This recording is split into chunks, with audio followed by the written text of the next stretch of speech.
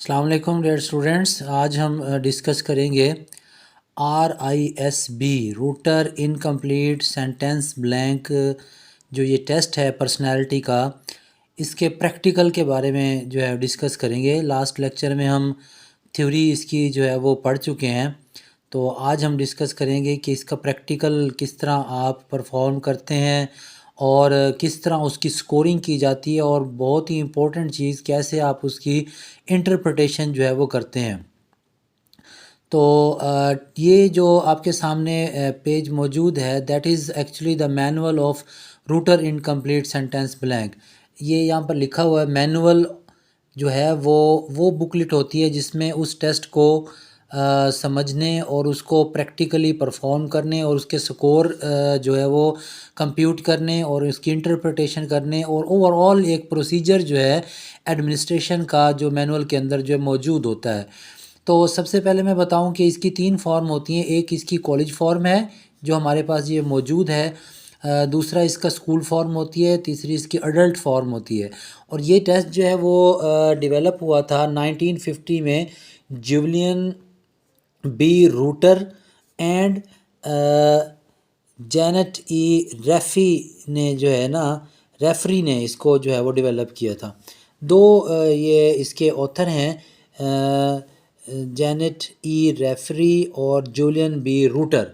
1950 में जो है ये टेस्ट जो है वो डेवलप हुआ था। तो अब हम चलते हैं इसका फॉर्म जो है वो कौन सा है, उस फॉर्म को देखते हैं कि RISB का जो फॉर्म है ये आपके सामने जो है वो मौजूद है। ये फिल्ड किया हुआ एक फॉर्म है, that is actually filled by my client in 2022 में। जो है मेरे पास एक क्लाइंट आया, मैंने उसकी असेसमेंट की तो उसका फॉर्म मेरे पास पड़ा था, तो मैंने उसकी एक प्रैक्टिकल फॉर्म में जो है ना उसको आपको समझाने के लिए जो फॉर्म लिया है। ये देखिए, इसका सबसे पहले बायोडाटा होता है। बायोडाटा में आप अगर क्लिनिक में हैं तो क्लाइंट का कोडिंग चलती है, कोडिंग में उसका नाम नहीं लिखेंगे आप, कोई कोड दे देंगे, आपको पता चल जाएगा ये फ़लाँ क्लाइंट है। बाकी उसका जेंडर आप लिख सकते हैं, एज आप लिख सकते हैं, उसका मैरिटल स्टेटस जो है वो आप लिख सकते हैं। Place care and cure clinic है, वहाँ पर ये जो है वो परफॉर्म किया गया है। डेट 20 और तीसरा महीना और 2022 का जो है ये एक स्केल है। इस टेस्ट के जैसे मैं पहले बता चुका हूँ 40 आइटम्स होते हैं, ये आपके सामने मौजूद हैं 40 आइटम्स। तो ये एक सेमी प्रोजेक्टिव टेस्ट है, प्रोजेक्टिव टेस्ट नहीं है। प्रोजेक्टिव टेस्ट वो होता है जिसमें कंप्लीट एम्बिगुअस स्टिमुलस जो यूज़ होता है। यहाँ पर मीनिंगलेस सेंटेंस जो है वो यूज़ होते हैं, लेकिन वो सेमी जो है वो सेंटेंस होते हैं। उसमें 2 या 3 वर्ड्स जो है वो दिए होते हैं, आगे जो है उसका मीनिंग्स जो है वो कंप्लीट नहीं होता। जैसे यहाँ पर ये देखें आपके सामने मौजूद है आई लाइक, ठीक है, what I like, that is ambiguous, that is hidden, कि वो कंप्लीट नहीं बताया। अब क्लाइंट ने यहाँ पर स्लीपिंग जो है वो लिख दी है, क्योंकि क्लाइंट की हो सकता है स्लीपिंग इश्यूज़ हों, स्लीपिंग प्रॉब्लम्स हो, उसकी नींद जो है वो पूरी ना हुई हो, तो इसलिए उसने जो है वो स्लीपिंग लिख लिया। इस तरह जो भी रिस्पॉन्स माइंड के अंदर जो है वो आता है वो आप यहाँ पर जो है वो राइट डाउन करते जाते हैं। फर्स्ट रिस्पॉन्स जो माइंड में आता है आप यहाँ पर राइट डाउन जो है वो कर लेते हैं। तो इसके 40 आइटम मैंने बताया। टाइम ड्यूरेशन जो है इसका वो ये है कि इसका टाइम जो है वो 20 मिनट होता है, ठीक है। 20 मिनट एक स्टैंडर्ड टाइम है जो कि मैनुअल में इसका जो है वो दिया गया है। RISB का Rotter incomplete sentence blank test का पर्सनैलिटी टेस्ट है। ये 20 मिनट से 25 भी हो जाते हैं, कोई इशू नहीं है। ये डिपेंड करता है क्लाइंट की मेंटल हेल्थ पे, क्या सवियर है, क्या वो थोड़ा डिले रिस्पॉन्स दे रहा है या उसका कोई इशू है। थोड़ा सा आप उसको फैसिलिटेट कर देते हैं, बेशक 5-1 मिनट दे दें, कोई मसला नहीं। 5 to 6-7 मिनट्स आप एडजस्ट कर सकते हैं, क्योंकि स्टार्ट में जब वो स्टार्ट करता है आई लाइक पे उसने जैसे स्लीपिंग लिखा, यहाँ से उसका टाइम स्टार्ट कर लें। पहले अगर वो रिस्पॉन्स नहीं दे रहा तो वो टाइम उसका आप स्टार्ट जो है वो ना करें। दूसरी बात ये कि इसके 40 आइटम्स हैं। 40 आइटम्स में से अगर क्लाइंट जो है वो 20 आइटम्स जो है वो ब्लैंक छोड़ देता है तो इस टेस्ट का कोई मीनिंग नहीं रहता। ये टेस्ट जो है वो बिल्कुल ख़त्म कर देना चाहिए, डिस्कार्ड कर देना चाहिए। क्योंकि 20 आइटम्स अगर वो मिसिंग कर देता है, ओमिशन कर देता है, वहाँ पर ओमिशन रिस्पॉन्स आ जाता है, तो वो ओमिशन रिस्पॉन्स जो है वो 20 आइटम्स पे वो टेस्ट के स्कोरिंग बिल्कुल भी नहीं हो सकती, वो बिल्कुल ख़त्म। टेस्ट को फिर दोबारा से बाद में किसी हफ्ते बाद या 5 दिन बाद दोबारा फिर जब क्लाइंट की सिचुएशन बेहतर हो, वो रिस्पॉन्स दे सके, तो फिर जो है वो करना चाहिए। जैसे कि मैंने बताया ओमिशन रिस्पॉन्स है, इसमें रिस्पॉन्स जो है वो 4 किस्म के रिस्पॉन्सेज जो है वो होते हैं। सी से हम कहते हैं कॉन्फ्लिक्ट रिस्पॉन्स को, एन से न्यूट्रल रिस्पॉन्स होता है, और पी से पॉजिटिव रिस्पॉन्स होता है, ओ से ओमिशन रिस्पॉन्स होता है। 4 रिस्पॉन्सेज जो है इस पे जो है वो होते हैं। जैसे स्कोरिंग जब हम करते हैं तो ये देखें यहाँ पर वही रिस्पॉन्सेज जो हैं वो यहाँ पर रिस्पॉन्सेज की हेडिंग है, और यहाँ पर सारे वो रिस्पॉन्सेज जो हैं वो 40 रिस्पॉन्सेज जो है वो यहाँ पर राइट डाउन जो है वो किए गए हैं। सी की सेवेरिटी होती है C1, C2, C3, इसी तरह P1, P2 और P3 की जो है वो सेवेरिटी के हिसाब से उनको रैंक जो है वो किया जाता है। तो ये सेवेरिटी क्यों होती है, इसकी भी मीनिंग्स हैं। फॉर एग्ज़ाम्पल अगर क्लाइंट जो है वो अपना रिस्पॉन्स जो देता है, कॉन्फ्लिक्ट रिस्पॉन्स, उसकी सेल्फ से जो है वो रिगार्ड है, सेल्फ से रिलेटेड है, उसकी पर्सनल सेल्फ से रिलेटेड है, तो उसको C1 कहेंगे।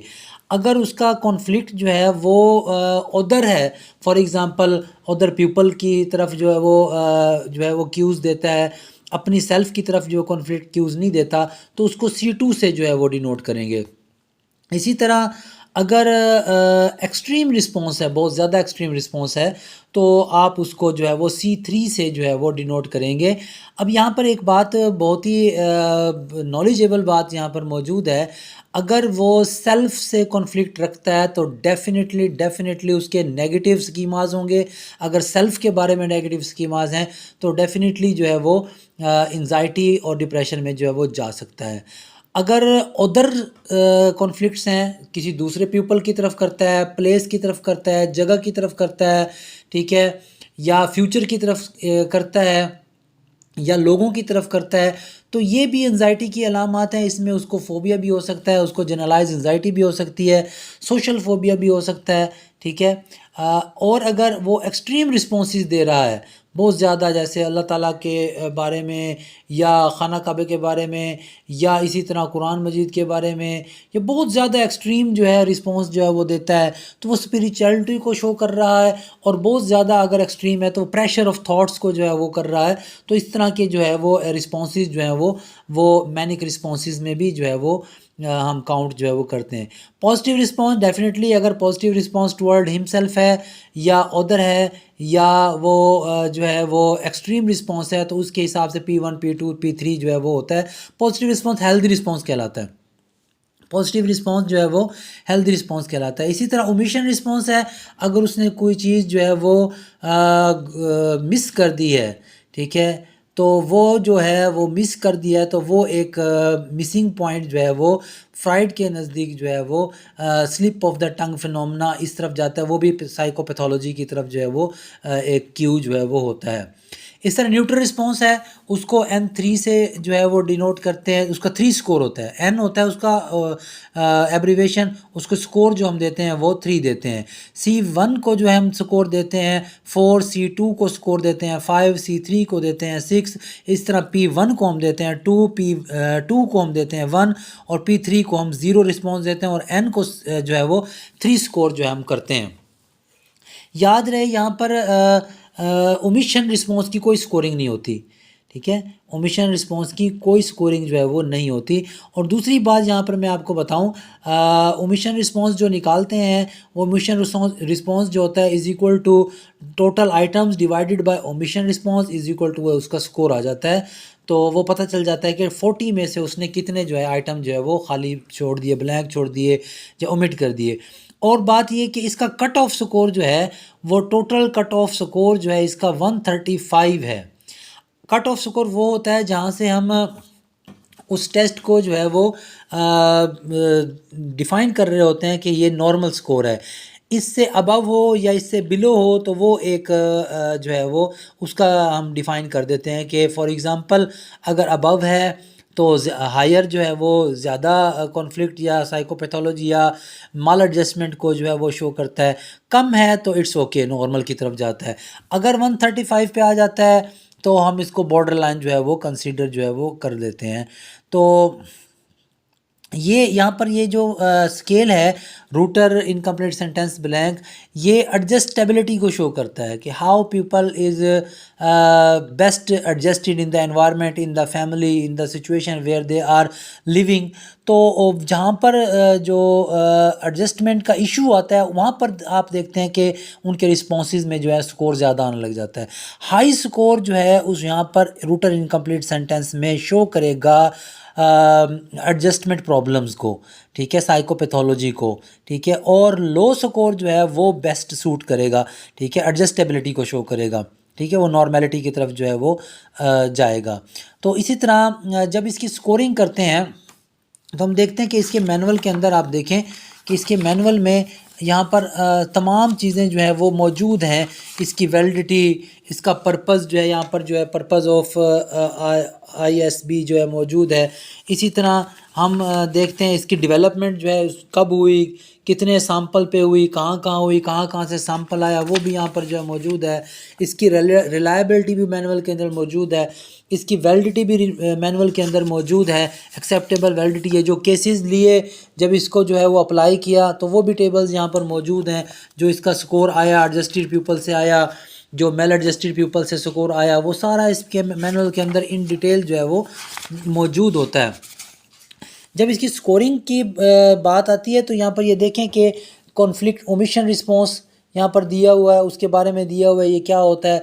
कॉन्फ्लिक्ट रिस्पॉन्स जो है यहाँ पर दिया हुआ है, उसको C1 से C2 से C3 थी, ये लास्ट में देखें उसकी स्कोरिंग ये दी हुई है। C1 को जो है वो 4 देते हैं, C2 को 5 एंड C3 को 6 देते हैं। इसी तरह जो है यहाँ पर पॉजिटिव रिस्पॉन्स के बारे में भी दिया होता है, न्यूट्रल रिस्पॉन्स के बारे में दिया होता है। इन द एंड के ये बताना चाह रहा हूँ मैं कि ये मैनुअल जो होता है इसमें तमाम तर क्राइटेरिया जो है वो मौजूद होता है। अब यहाँ पर ये देखें कि ये तकरीबन फिल किए हुए जो है फॉर्म मौजूद हैं इसके अंदर कि फॉर एग्ज़ाम्पल किसी से पूछा कि आई लाइक जो है तो उन्होंने things which do not contribute to tangible wealth. तो हर बंदा अपना डिफरेंट जो है वो रिस्पॉन्स देता है। सेल्फ रिस्पॉन्स यहाँ पर आते हैं। तो इसी तरह इसके लास्ट में जब हम देखते हैं एनालिसिस जब हम करते हैं तो इसमें फैमिलियल एटीट्यूड्स को जो है वो डिस्कस करते हैं, वो कॉन्फ्लिक्ट के रेफरेंस से, पॉजिटिव एटीट्यूड के रेफरेंस से, और इसी तरह सोशल एंड सेक्सुअल एटीट्यूड्स को भी हम डिस्कस करते हैं। जनरल एटीट्यूड्स को भी हम जब इसकी इंटरप्रिटेशन करते हैं तो डिस्कस करते हैं। करैक्टर ट्रेट्स जो है उसकी जो उनको भी डिस्कस करते हैं, ठीक है। तो यहाँ पर हम लास्ट में ये देखते हैं कि इस टेस्ट में जो है वो लास्ट में जो स्कोरिंग होती है तो वो स्कोरिंग आप किस तरह करते हैं। यहाँ देखें कि स्कोरिंग एग्जांपल जो है वो दी हुई है। मेल के लिए जो है वो अलग इसके की दी हुई है स्कोरिंग की कि आप फॉर एग्जांपल आई लाइक एक पहला आइटम है तो इसके पॉसिबल जो है वो रिस्पॉन्सेज C3 क्या हो सकते हैं, C2 क्या हो सकते हैं, C1 क्या हो सकते हैं। तो N कौन सा रिस्पॉन्स इसमें कौन कौन से आ सकते हैं, P1 P2 P3 में कौन कौन से आ सकते हैं। तो ये यहाँ पर सारा मौजूद है। इस तरह ये देखें आई लाइक के उन्होंने सारे रिस्पॉन्स यहाँ पर बताए हुए हैं, ठीक है। यहाँ पर ये देखें कि क्वेश्चनर जो मौजूद है इसने आई लाइक स्लीपिंग लिखा हुआ है, ठीक है, इट्स ओके।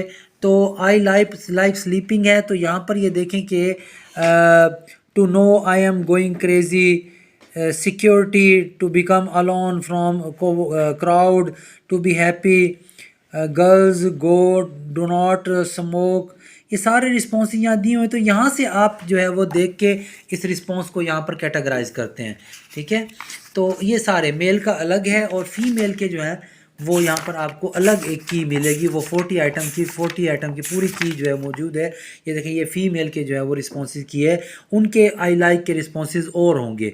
यहाँ से जो पॉसिबल जो आपको नजरेगा तो जिसमें कुछ आंसर लाई करता है तो वो आप जो है वो यहाँ पर लिख देंगे C2 है या C1 है या जो भी आपका आएगा वो देखिए। और साथ ही जो है उसके देखिए देखें स्कोरिंग जो है वो की हुई है कि C2 C3 पहले रिस्पॉन्सेज आ गए, फिर आप उनको स्कोर जो है वो दे सकते हैं। तो ये सारी स्कोरिंग जो है वो दी हुई है। इसके बाद इसको टोटल किया हुआ है, ये देखें 125 इसका जो है टोटल स्कोर आया। अच्छा, इस तरह भी कर सकते हैं और प्लस इसको यूँ भी जो है वो किया जा सकता है कि इनके जो है वो आप टेबल्स जो है वो बना सकते हैं। जिस तरह ये देखें कि ये रिकॉर्ड एक मेल का है, 40 के 40 आइटम्स जो है वो यहाँ पर मौजूद हैं। ठीक है, ये 40 आइटम्स मौजूद हैं, तो 40 के आगे उन्होंने उनके स्कोर्स लिख दिए हैं। आप इसमें एक कॉलम को और भी एडिशन कर सकते हैं, सीरियल नंबर 1 2 3 4 5 6 7 8 9 10 ये हो जाएगा। उसके बाद आप अगला कॉलम बना रिस्पॉन्स का, वहाँ पर आप C1 C2 या P1 P2 जो भी रिस्पॉन्स है वो लिखते जाएं, आगे उसके स्कोर का लिखते जाएं, लास्ट में उसके स्कोर को जो है वो एडअप कर लें। एडअप करने के बाद जो है वो क्राइटेरिया मैंने आपको बता दिया है कि 135 जो है वो कट ऑफ स्कोर है। 135 से जितना भी जो है वो ज़्यादा आएगा वो एबनॉर्मेलिटी की तरफ जाएगा, और जितना कम आएगा वो नॉर्मेलिटी की तरफ जाएगा। दूसरी बात ये कि ये चाइल्ड पे अप्लाई किया जा सकता है, जो स्कूल के बच्चे होते हैं, ठीक है, और अडल्ट्स पे अप्लाई किया जा सकता है, एजुकेटेड पीपल्स पे अप्लाई किया जा सकता है। और इस फॉर्म की उर्दू वर्जन भी मौजूद है। ये हमारे पास जो है वो इंग्लिश वर्जन है, इसका उर्दू वर्जन भी मौजूद है, वो भी आप अप्लाई कर सकते हैं। अगर आपका क्लाइंट जो है वो एजुकेटेड कम एजुकेटेड है, अब उसको फैसिलिटेट कर सकते हैं, उर्दू में उसको बता सकते हैं। तो ये आज का जो है वो टेस्ट था प्रैक्टिकल, ठीक है। और फिर इसकी इंटरप्रिटेशन जो है मैंने बता दी आपको, इसकी स्कोरिंग बता दी, इसका मैंने बता दिया कि P1 रिस्पॉन्स क्या है, P2 क्या है, P3, और जो है इसकी सारी जो है वो रिस्पॉन्सेस के बारे में डिस्कस किया। तो डेफिनेटली होपफुली आपको वीडियो जो है वो इजी और अच्छी लगी होगी। So nice of you, thank you very much.